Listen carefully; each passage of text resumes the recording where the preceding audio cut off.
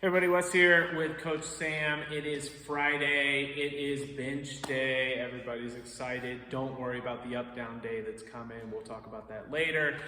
We are in our deload week. You've seen the other lifts this week where we're working through 3 sets of 6. That is going to maintain on the bench press. So we're going to start with 3 sets of 6 on the bench. Coach Sam, if you could go ahead and get set up on the bench. Now, what I've seen a lot of people, go ahead before you actually sit down, put your bench further in towards the wall. So far that it's going to be uncomfortable. Yep. I've seen a lot of people get set up and either try to get their head here underneath, or they're starting way too far back, so they're in a weird spot trying to bench. From the starting position, go ahead, I'm going to make you readjust your bench back. I'm not going to make you bench from this position.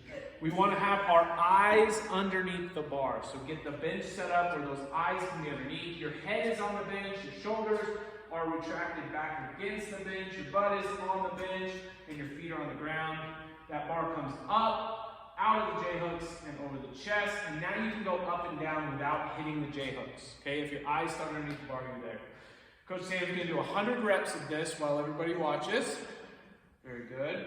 Making sure that even though it's deload, we're thinking about our breathing as if this was a heavy bar. So taking that breath in at the top, and then it's exhaling out on the way up or through that sticking point, and then resetting that breath. Okay? Go ahead and re-wrap, Coach. Thank you. Well, we will have 6 there. You can definitely build through these sets of 6, but it is a deload, so don't get caught up in trying to bench really heavy today.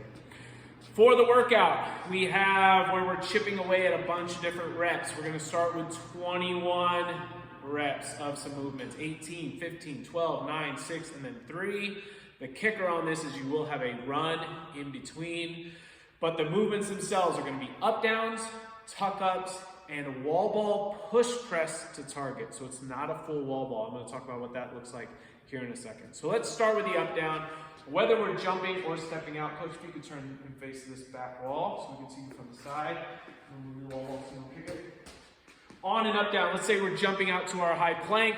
We want to make sure that we do not sag the hips, but we're in that good solid high plank right there.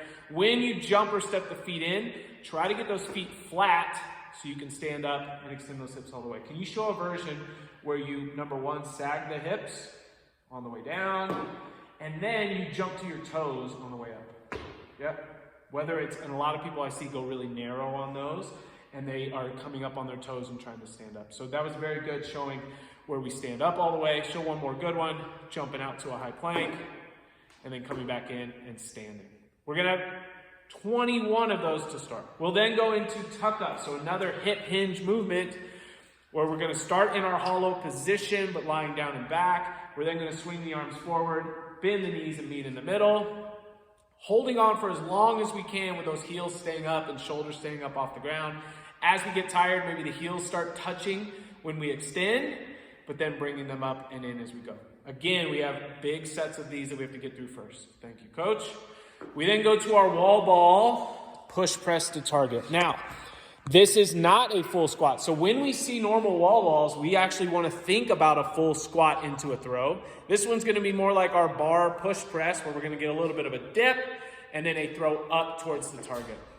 Catch into a dip, trying to have that dip be nice and small, okay? Go ahead and set the ball down. Now, if you notice that this feels a lot like your normal wall ball, then maybe we are not squatting enough on our full wall ball. So this is going to be sort of a little bit of a test on, are we normally push pressing or are actually we doing full wall balls? But today you do not have to do the full squat, so that's good news. You should be able to get through it pretty fast.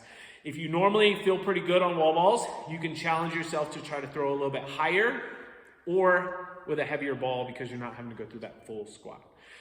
The kicker on this one is after you finish a full set of those 3 movements, you're going to have a 100-meter run with a wall ball. Coach, you can pick the ball up. What position would you hold it in if you were going to run? On the shoulder.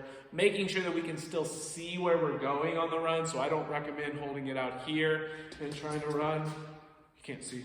Coach, go ahead and hold it out in front. I don't recommend out in front trying to do that and run because then you can't see where your feet are going.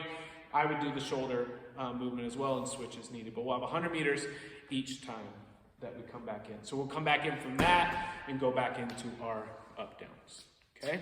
Goal on this, is we're gonna finish and keep those movements as unbroken as possible as we're working through those high sets, and then start to sprint at the end when we get to those 9s, 6s, and 3s. Have fun, everybody. We'll see you on Friday.